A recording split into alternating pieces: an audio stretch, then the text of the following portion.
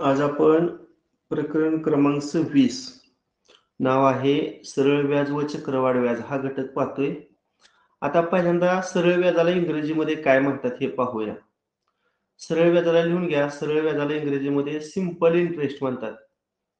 SIMPLE आणि interest IN लिहून घ्या सर्वांनी. TEREST simple interest. सिंपल मधलं एस अक्षर आणि इंटरेस्ट मधलं आय अक्षर, म्हणजे सरळ व्याजाला आपण SI इथून पुढे म्हणूया.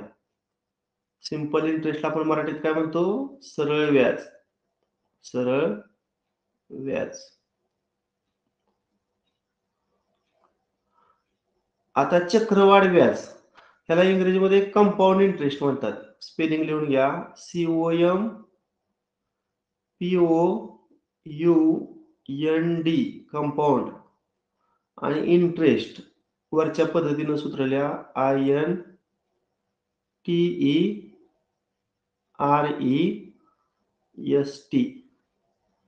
कंपाऊंड मधलं C आणि इंटरेस्ट मधलं आय. कंपाऊंड इंटरेस्ट म्हणजे चक्रवाढ व्याज. चक्रवाढ व्याज. इथून पुढे बघा, सरळ व्याजाला आपण SI लिहिणार आहोत आणि चक्रवाढ व्याजाला आपण CI लिहिणार आहोत. याच्यामध्ये अजून ज्यांचा समावेश होतो यामध्ये प्रिन्सिपल एक लिहा.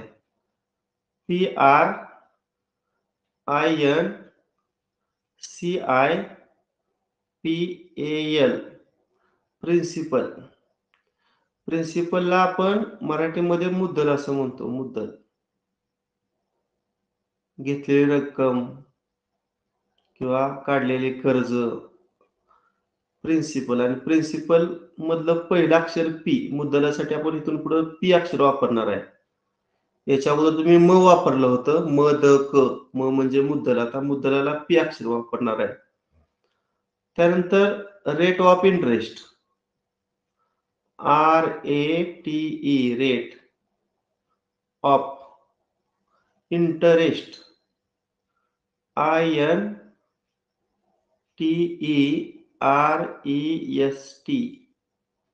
Rate of interest. सर्वांनी लिहून घ्या, नंतर मला नोट्स तुम्ही पाठवणार आहात.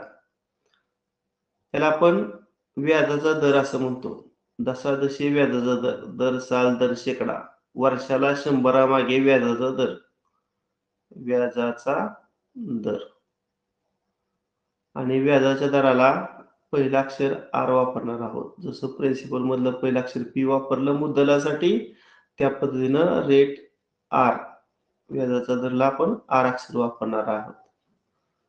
आणि नंबर ऑफ इयर्स वर्षांची संख्या, मुदत, कालावधी, वेळ, त्याला मी नंबर ऑफ इयर्स म्हणतो. नंबर ऑफ इयर्स म्हणजेच कालावधी किंवा मुदत. आता ह्याला N अक्षर वापरायचं. मुदतीसाठी कोणतं अक्षर वापरायचं? N. आणि अमाऊंट. अमाऊंटला आपण रास म्हणतो. रास. अमाऊंटला काय म्हणतो आपण? रास. अमाऊंट साठी अमाऊंट. रास साठी पहिलं अक्षर A वापरायचं. A. सिंपल इंटरेस्टला SI. सरळ व्याजाला SI. चक्रवाढ व्याजाला CI. मुद्दलसाठी P. व्याजाच्या दराला R. मुदतला N.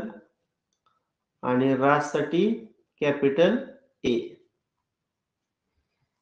झालं का लिहून सर्वांचं? हॅलो. हे लिहून झालं का सर्व?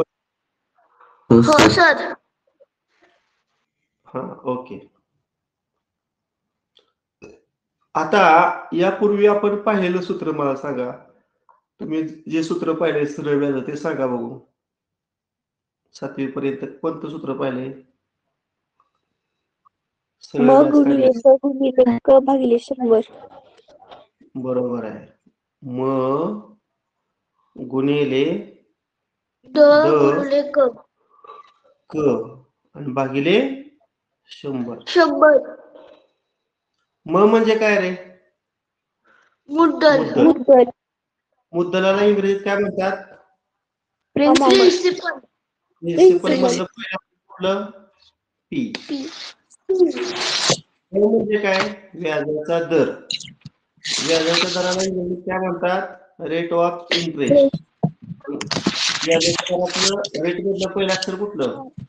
आर. आर आणि कालावधीला नंबर ऑफ इयर्स, मुदत एन अक्षरात भागिले 100. नवीन सूत्र तयार झालं बघा. फक्त त्यामध्ये इंग्रजी अल्फाबेटचा वापर केलेला आहे. आणि सरळ व्याजाला SI म्हणतात. SI. लिहून घ्या सूत्र सर्वांनी. Simple interest is equal to P गुणिले आर गुणिले एन भागिले 100. सरळ व्याज बरोबर मुद्दल गुणिले व्याजाचा दर गुणिले मुदत भागिले 100.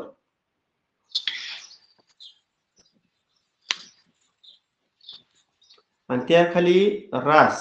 सांगा रास काढल्या सूत्र काय? सरळ व्याज अधिक मुद्दत. Total amount plus principal. तुम्ही अगोदर म अधिक स असं घेतलं होतं की नाही? मुद्दल अधिक सरळ व्याज. बरोबर ना? हो. मग आता रासला ए अक्षर वापरायचं, अमाऊंट.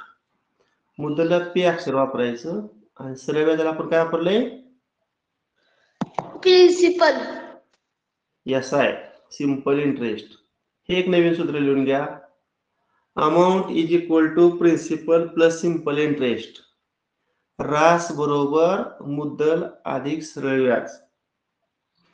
रास बरोबर मुद्दल अधिक सरळ व्याज. झालं का लिहून? हो सर. हा. आता आज आपल्याला चक्रवाढ व्याज. चक्रवाढ व्याज आपण काय म्हणतो रे? Compound interest. इंटरेस्ट. आता चक्रवाढ व्याजासाठी रास काढण्याचं सूत्र अमाऊंट बाय कंपाऊंड इंटरेस्ट. ए बरोबर सूत्र लिहून घ्या. महत्वाचं सूत्र आहे पी कंसात 1/1 अधिक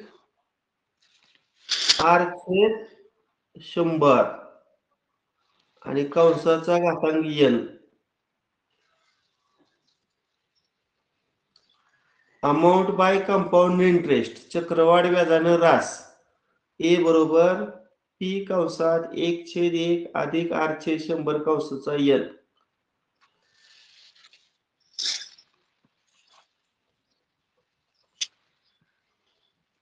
झालं?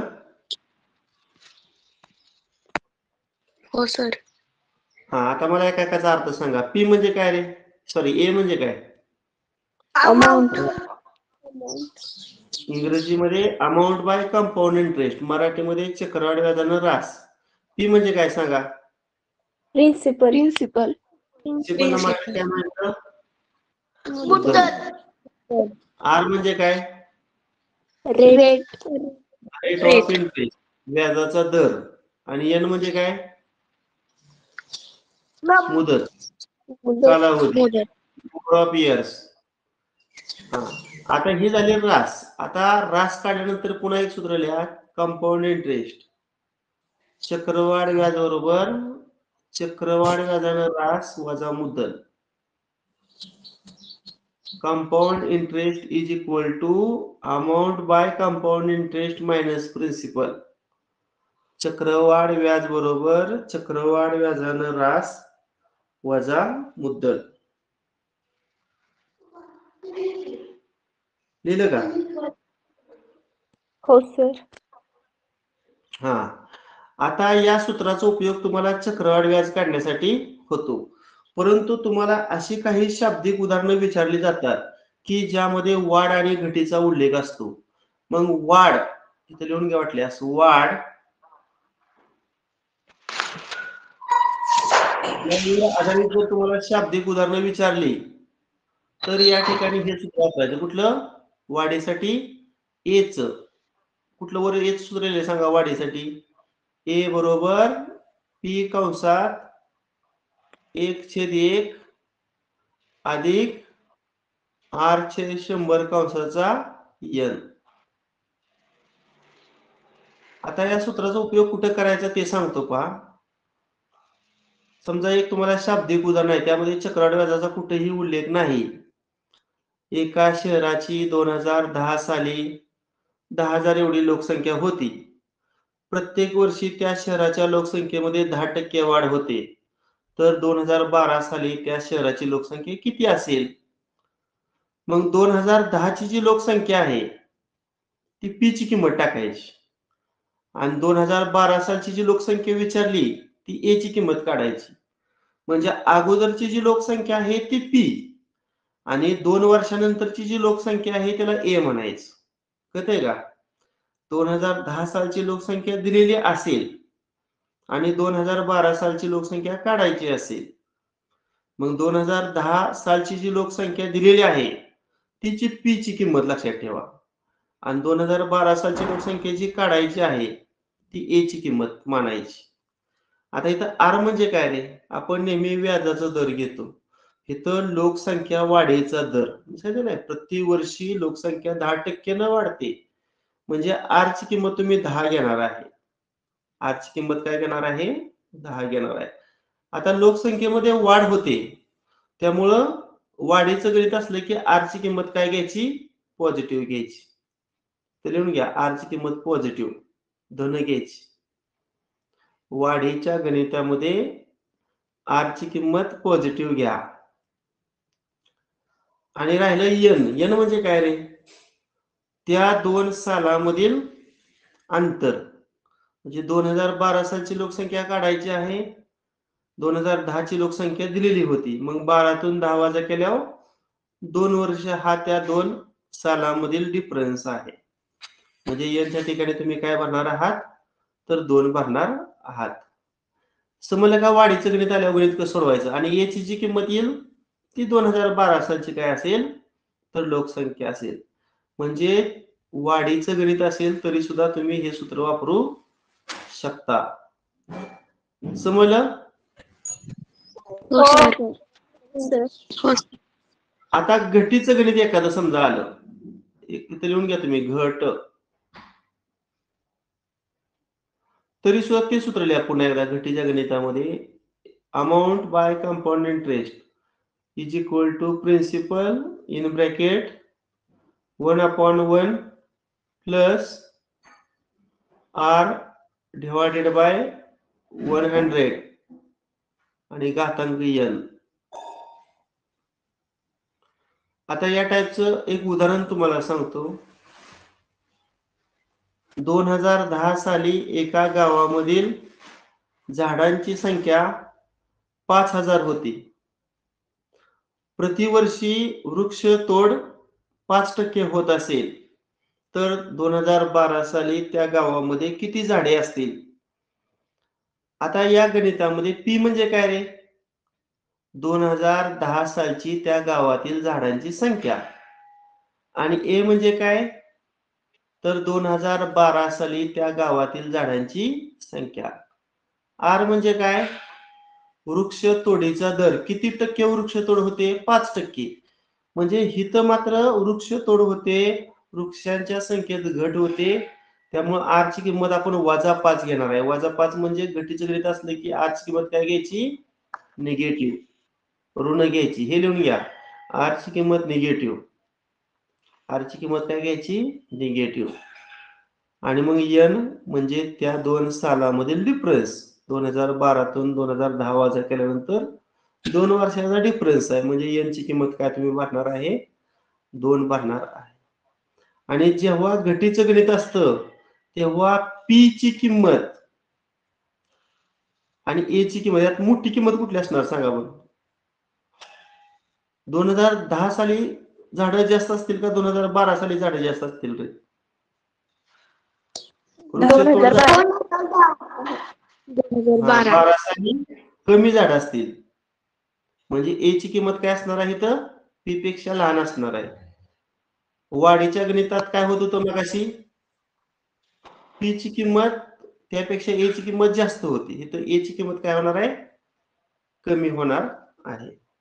आपल्याला नंतर ह्या टाईपची उदाहरणं येणार आहेत बरं का. नंतर आपण ती उदाहरणं सोडवणारच आहोत. ठीक आहे. सूत्र सर्वांनी लिहिली ना? हो सर.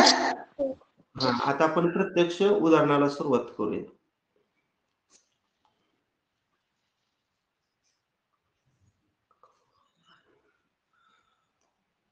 सरळ व्याज व चक्रवाढ व्याज.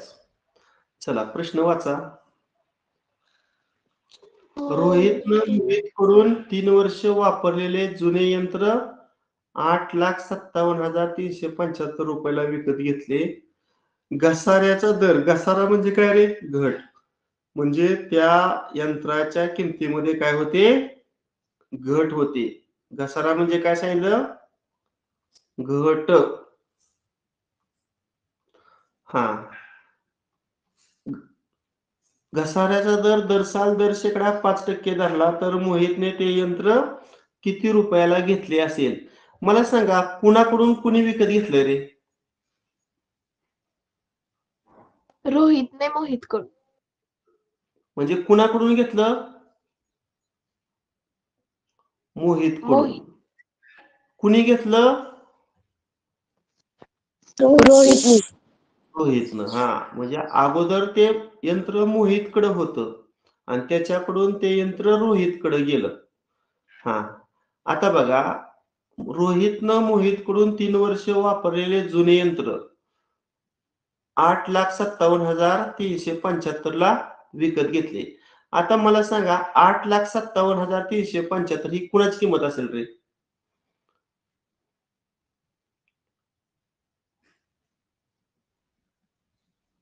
$8,57,375 ही कुणाची किंमत असेल? ए ची असेल का पी ची असेल? मगाशी सांगितल्या पद्धतीनं सुरुवातीची यंत्राची किंमत का नंतरची?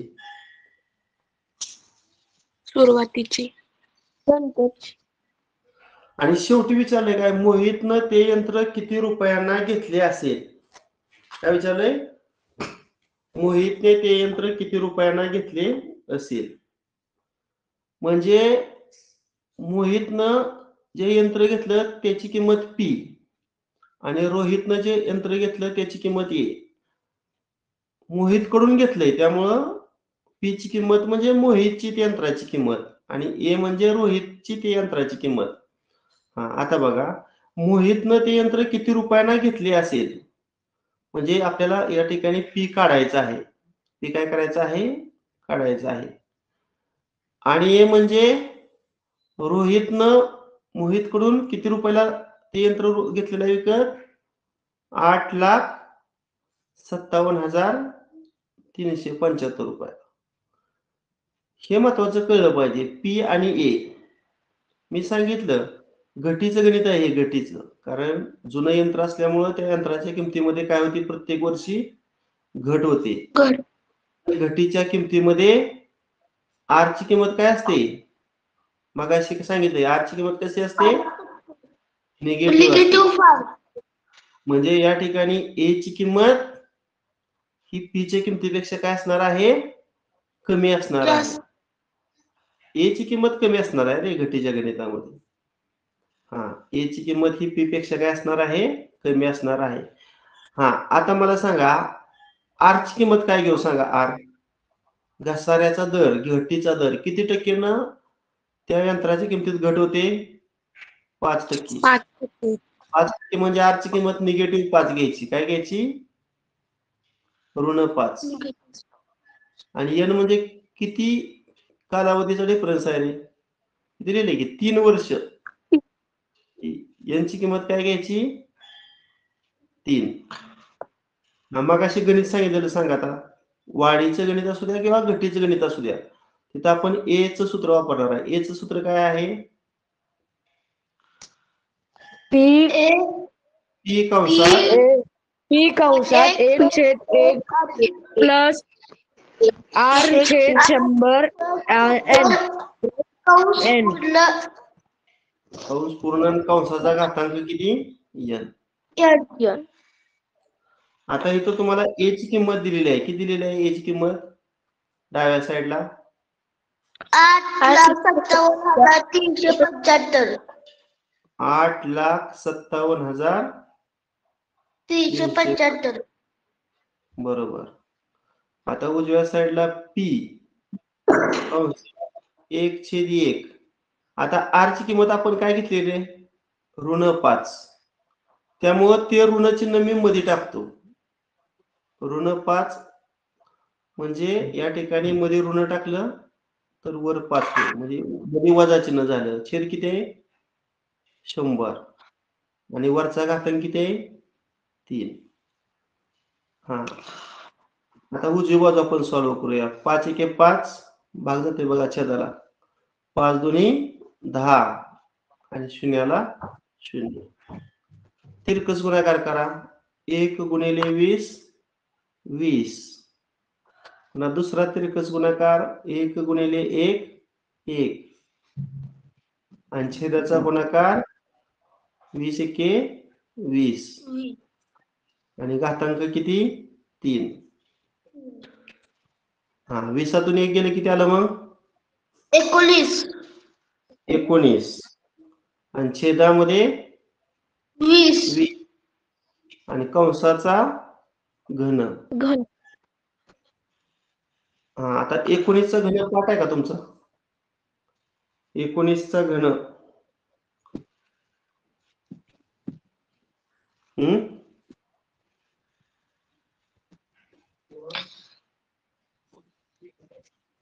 19चा वर्ग करा 6,859 आणि त्याला 19 न गुणा.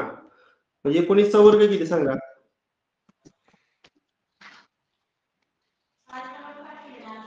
तीनशे 61 हा 361 आणि पुन्हा त्याला 19 न गुणा.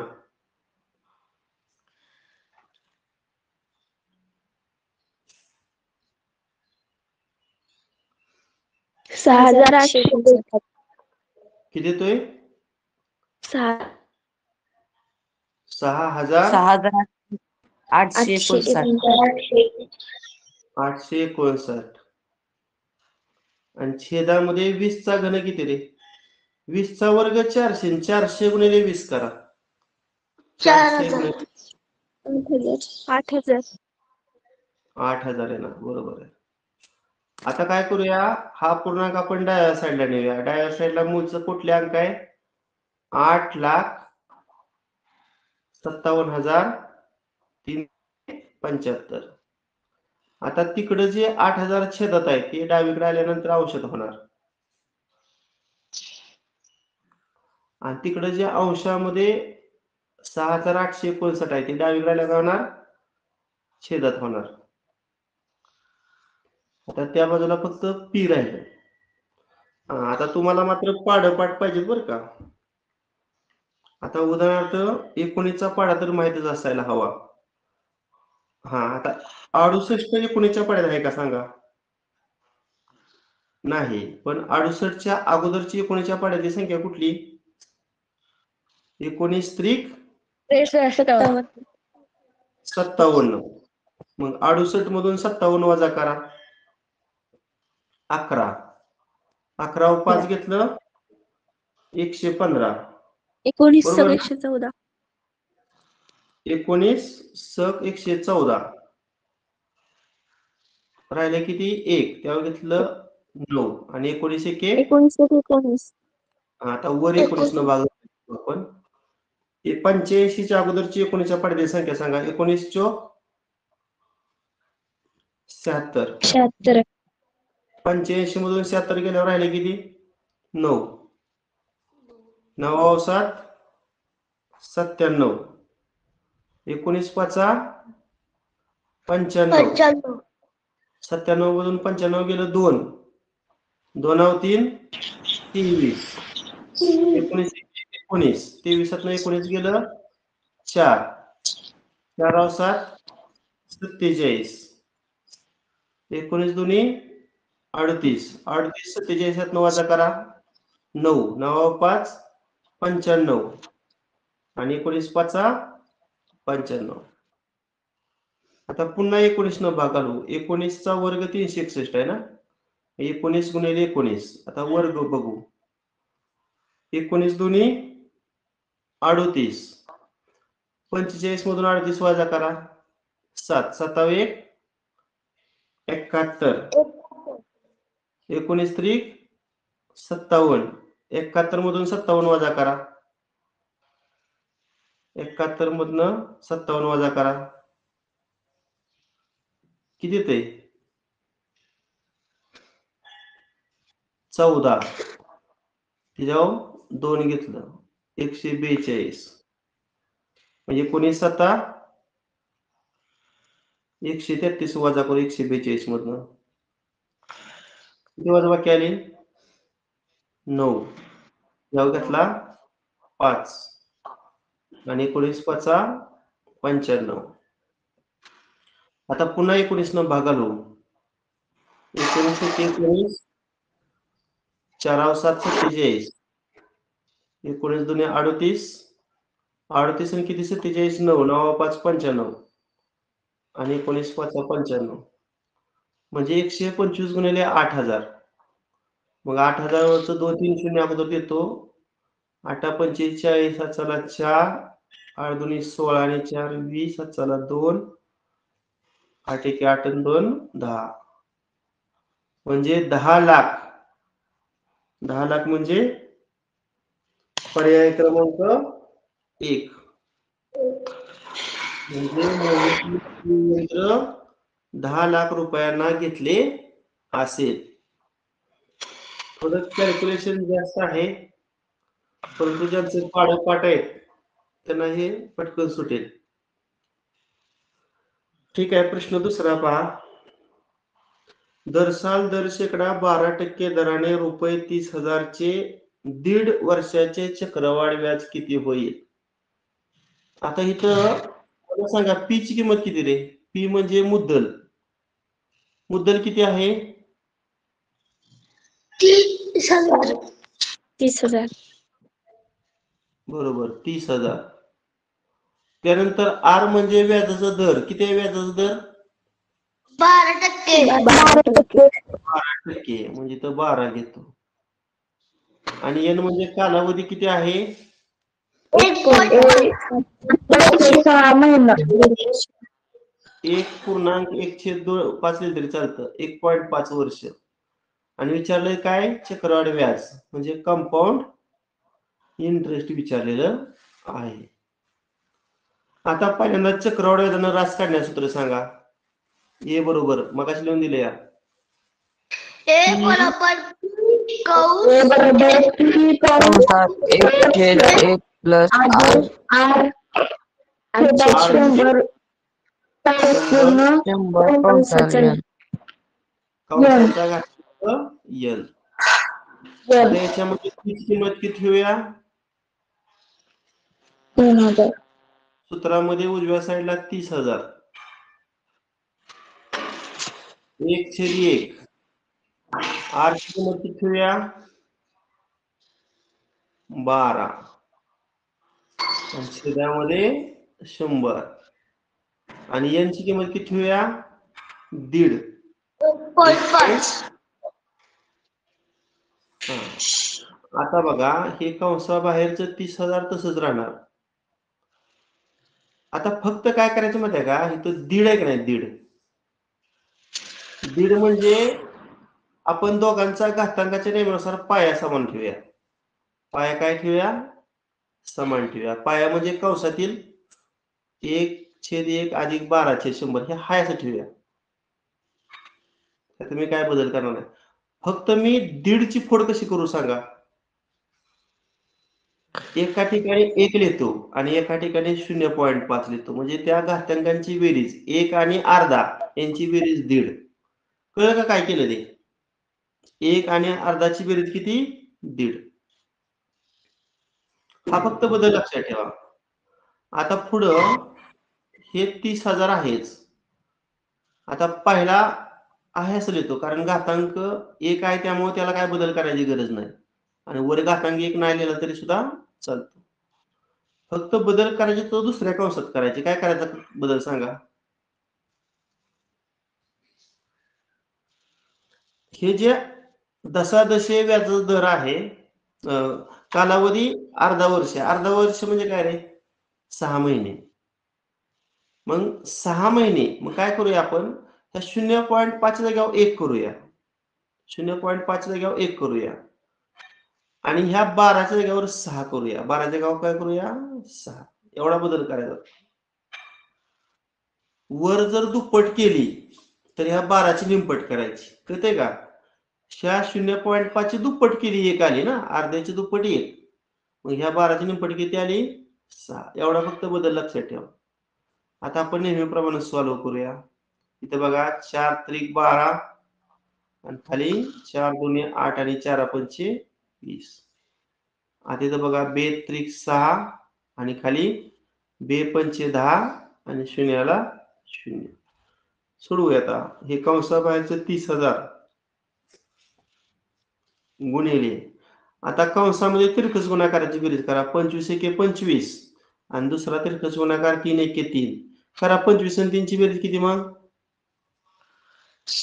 28. 28. आणि छेद किती आहे मग? 25. छेद तसाच ना, छेदाचा गुणाकार. आता पुढं 50 एके 50 3 एके 3. 50 आणि 3 ची बेरीज किती? 53. आणि छेद किती? 50. 50. चला आता सिम्प्लिफाय करूया. 25 एके 25 25 एके 25 राहिलं 5, त्यावर घेतलं 0. 50 25 दोन्ही 50 आणि त्याच्यावर हे 2 शून्य 1200. आता 50 मधला 0 आणि 1200तला 0 कॅन्सल केला. 5 एके 5 5 दोन्ही 10 आणि 5 24 24 आले. मग 24 गुणिले 28 गुणिले 53 करू. चला 24 आणि 28 चा गुणाकार करा. 28 चोक 11 8 दोन्ही 56 आणि 11 66 67 772 आला गुणाकार आणि गुणिले पुन्हा 53. चला हा गुणाकार करा. 772 गुणिले 53 करा.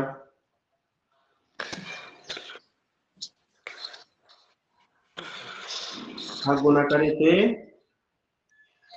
35,716. आता ही झाली रास. काय झाली? रास. आता आपल्याला विचारलंय चक्रवाढ व्याज. काय विचारलंय? चक्रवाढ व्याज. पण सांगा सूत्र त्याला जोडून मी लिहिलं. चक्रवाढ व्याज सूत्र काय रे? Compound interest is equal to रास वजा मुद्दल अमाऊंट मायनस प्रिन्सिपल. मग अमाऊंट आपली किती आली? अमाऊंट बाय कंपाऊंड इंटरेस्ट 35,716 आणि प्रिन्सिपल किती आहे? 30,000. हा, मग 35,716 मधून 30,000 मायनस करा. किती ते बघा? 516. 5,716. 5,716. हा आहे का पर्याय बघा तो? पर्याय क्रमांक 3. 4. पर्याय क्रमांक 4.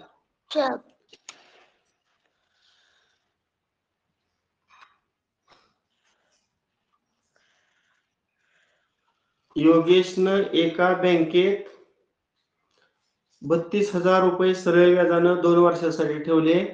मुदत संपल्यावर त्याला रुपये 38,400 परत मिळाले तर व्याजाचा दर किती होता? ह्या उदाहरणामध्ये कुठेही चक्रवाढ व्याज शब्द नाही, त्यामुळे सरळ सरळ व्याज सूत्र सांगा. सरळ व्याज सूत्र काय रे? सिंपल इंटरेस्ट बरोबर P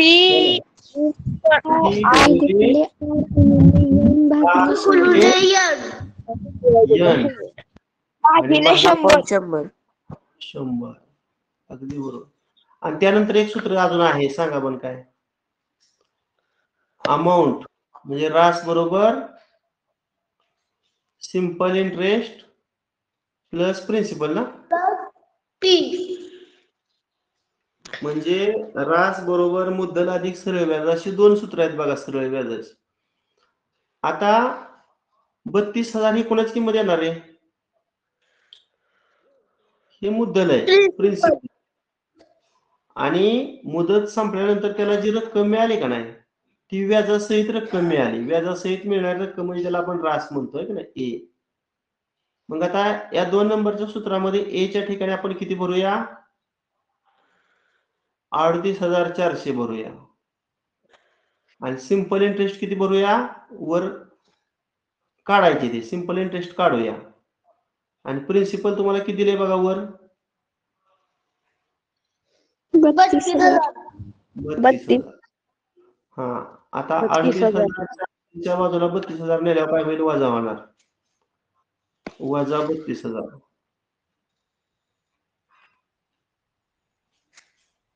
इकडे राहायचं सिंपल इंटरेस्ट. किती वाजवा किती करा बरं? 6,400. बरोबर आहे. 38,000 32,000 गेल्यावर 6,000 आणि वरचं 400. 6,400 हे झालं सरळ व्याज. काय झालं? सरळ व्याज. आता आपल्याला काढायचे काय आहे? व्याजाचा दर. मग सरळ व्याज सूत्र सांगा पुन्हा 1 नंबरचं. पी सिंपल गुणिले P गुणिले R गुणिले N छेद 100. N छेद 100. छेद 100. 100 बरोबर. मग सिंपल इंटरेस्टची किंमत आताच आपण काढली किती? 6,400. ती डाव्या साईडला किंमत आपण लिहूया. पी म्हणजे प्रिन्सिपल. प्रिन्सिपल किती दिले तुम्हाला उदाहरणामध्ये? 32,000. 32,000. आर म्हणजे व्याजाचा दर तो काढायचे तसंच लिहा. आणि एन म्हणजे कालावधी किती वर्ष दिलाय बघा एन? 2 वर्ष. 2 वर्ष म्हणजे तो 2 टाकूया. आणि छेद किती? 100. आता या 2 शून्याला हे 2 शून्य कॅन्सल झालं. मग 320 ला 2 न गुणा 640 आणि गुणिले 640. आता मूळचं डाव्या साईडचं 6,400 आहे.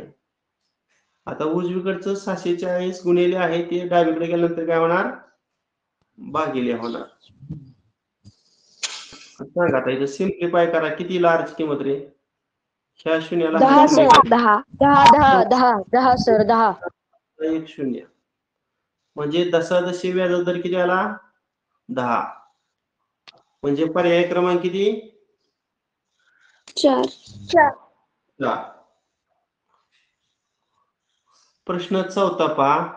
राजेंद्रनं ₹6,000 एका बँकेत दशादशी 8 दराने सरळ व्याजानं 3 वर्षासाठी ठेवलं तर मुदतीनंतर एकूण किती रक्कम मिळेल? म्हणजे रास काढायची आहे. काय काढायचे आहे? रास. आता ही 6,000 कोणाची किंमत येणार आहे? मुद्दल. 8 काय येणार? दर. व्याजाचा दर. R 3 काय नाही? मुदत. N आणि काढायचे काय तुम्हाला?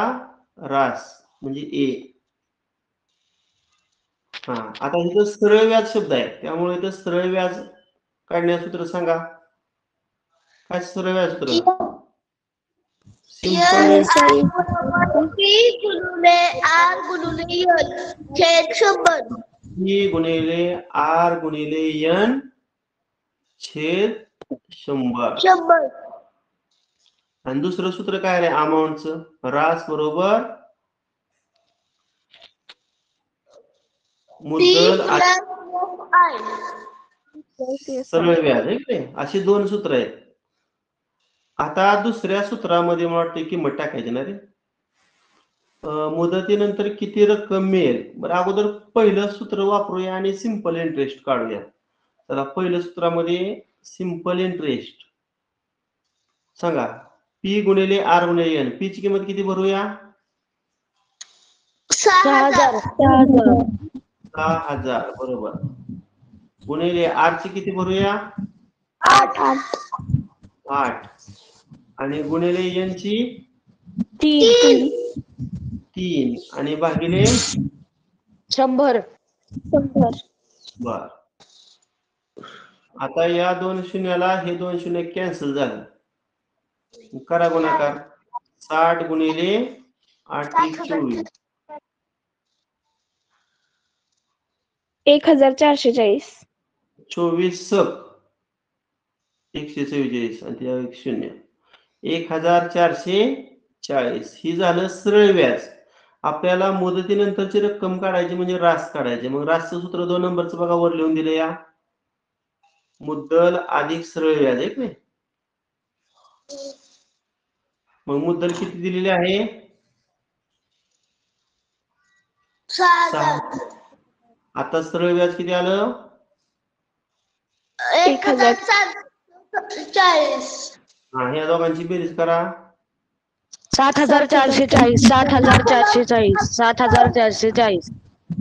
म्हणून याचं उत्तर पर्याय क्रमांक 2. पर्याय क्रमांक 2. 2. पर्याय क्रमांक 2.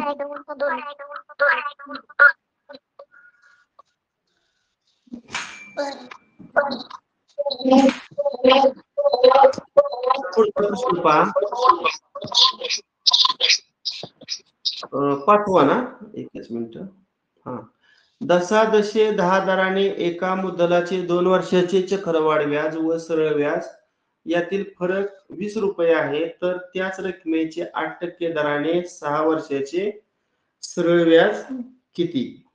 असा प्रश्न आहे. आता बघा, 2 वर्षाचे चक्रवाढ व्याज व 2 वर्षाचे सरळ व्याज यातील फरक किती आहे? मी लिहितो फरक. 2 वर्षाचे चक्रवाढ व्याज आणि 2 वर्षाचं सरळ व्याज यामध्ये फरक 20 रुपये. 20 रुपये. हा, आता या ठिकाणी फरक 20 रुपये आहे. जर फरक तुम्ही 1 रुपया मांडला, फरक जर तुम्ही 1 रुपये मांडला, त्यावेळेस मुद्दल आपण 100 रुपये मानूया. मुद्दल काय मानूया? 100 रुपये मानूया.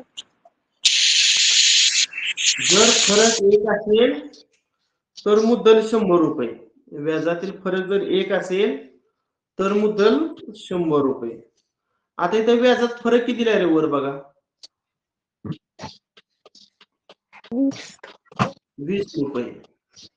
म्हणून व्याजातील फरक जर 20 रुपये असेल तर मुद्दल किती मानायची?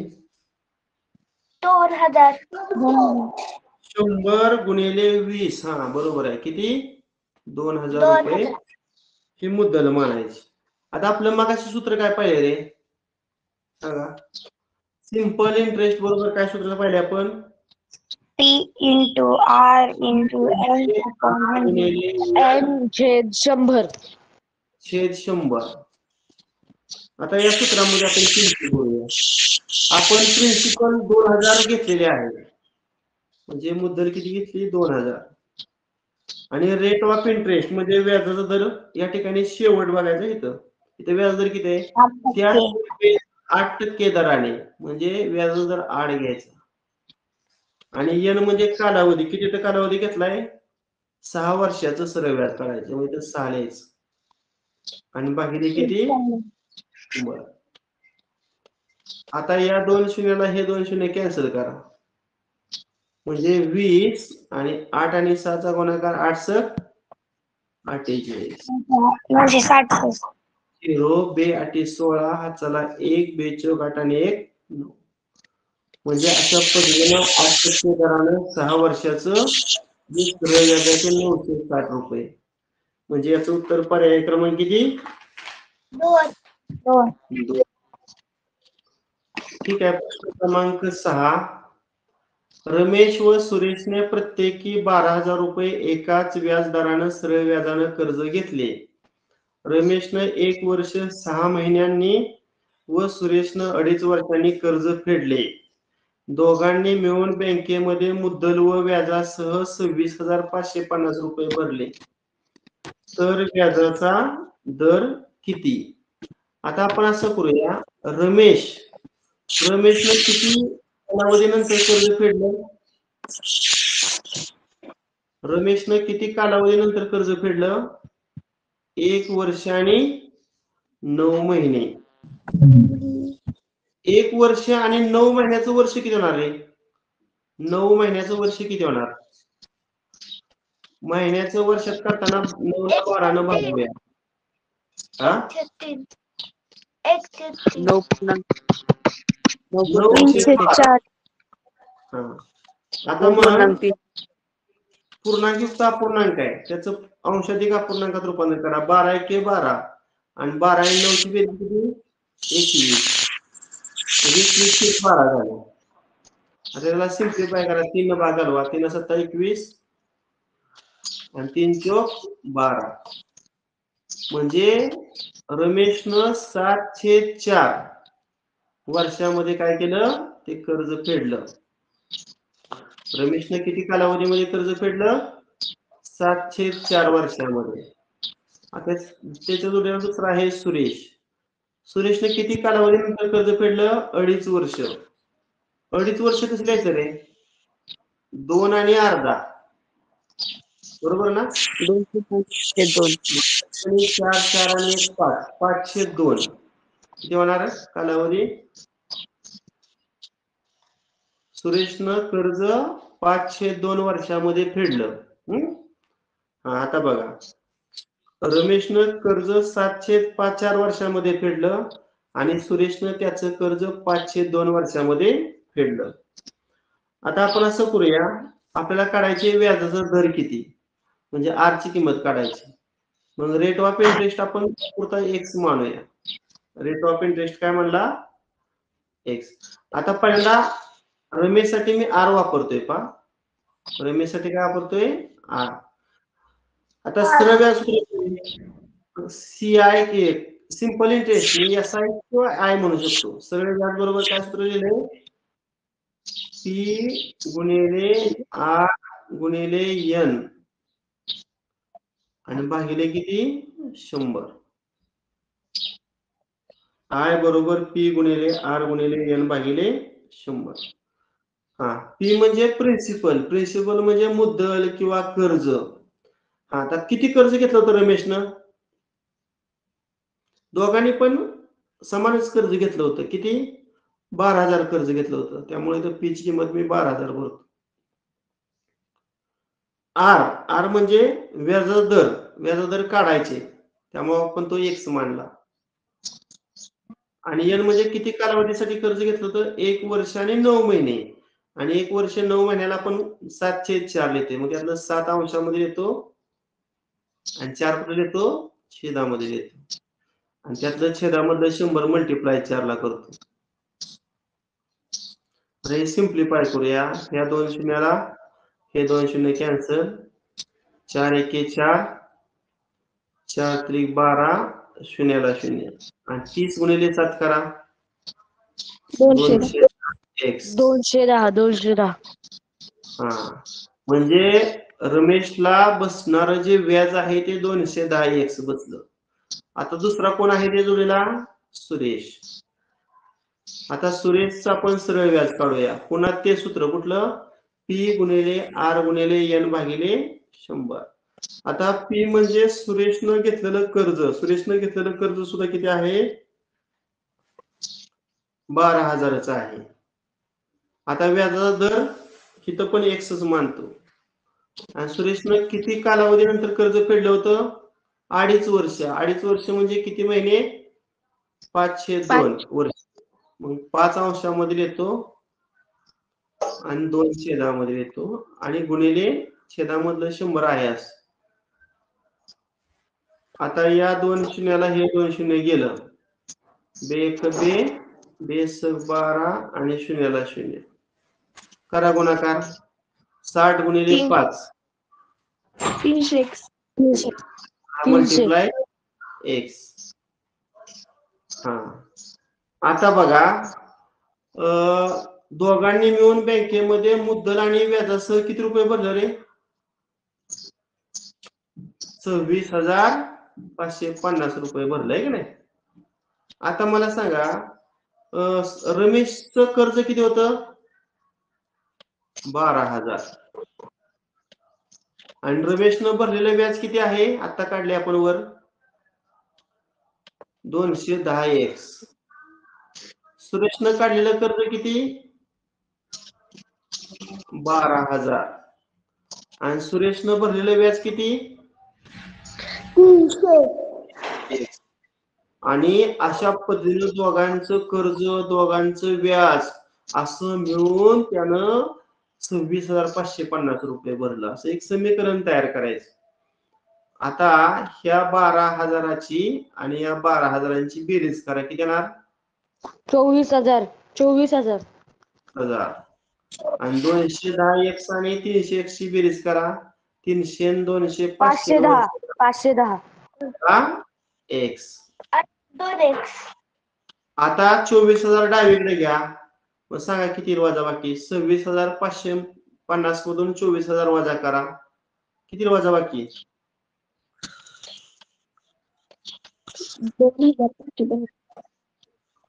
वजा बाकी 2,550 आणि उजवीकडे राहिलं फक्त 510x बरोबर ना.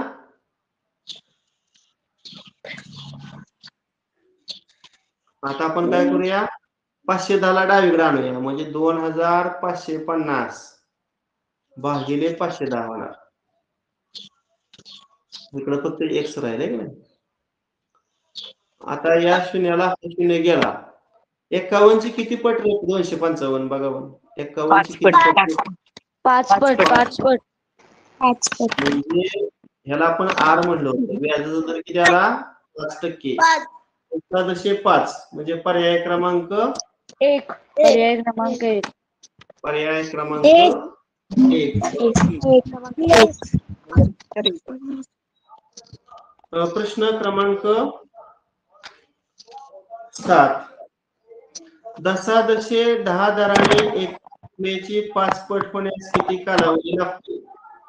आता लक्षात ठेवा इथं 2 पट असले का नाही 2 पट दुप्पट ज्यावेळेस दुप्पट असतो तेव्हा पी आणि कोणाची किंमत समान असते रे सिंपल इंटरेस्ट बरोबर आहे ना. दुप्पट ज्यावेळेस शब्द असतो तेव्हा मुद्दल आणि सरळ व्याज कसं असतं सारखं असतं. आता इथे 3 पट असल्यावर काय असणार आहे 3 पट असल्यानंतर 3 पट असल्यावर काय असणार हा जो आपापल्या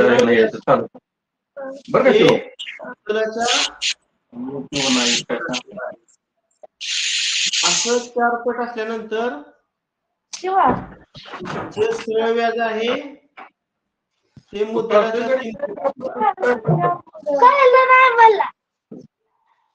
3 माईक चालू आहे आपला अर्जुन देशमुख. आणि जेव्हा 5 पट असतं तेव्हा हे सरळ व्याज म्हणजे सिंपल इंटरेस्ट हा मुद्दलाच्या 4 पट असतो.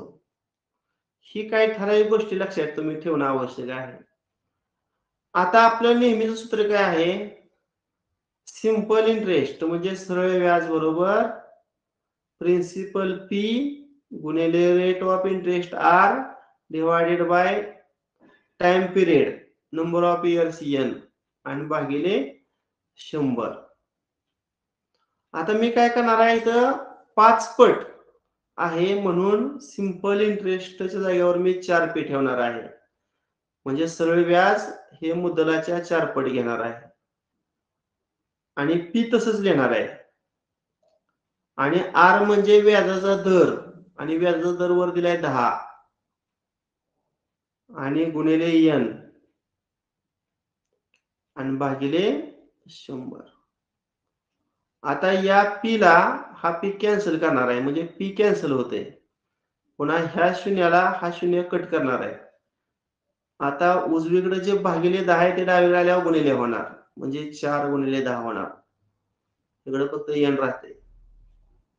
10 आणि 4 चा गुणाकार 10 चोक 40. अशा पद्धतीनं कालावधी किती येतोय 40 वर्ष इतका कालावधी येतोय. 40 वर्ष म्हणजे पर्याय क्रमांक 4. पर्याय क्रमांक किती? 4. ठीक आहे. उदाहरणं भरपूर आहेत. नमुना उदाहरणं जवळजवळ 16 आहेत. आज आपली फक्त 7 झाली. राहिलेली 9 आपण उद्याच्या तासाला घेऊया, कारण एका तासामध्ये या ठिकाणी नमुना उदाहरणं संपत नाहीत. साधारणतः हा सरळ व्याज घटक चक्रवाढ व्याज घटक संपायला आपल्याला 4 तासिका लागणार आहे, म्हणजे अजून 3 तासिका लागतील. ठीक आहे, बस करूया.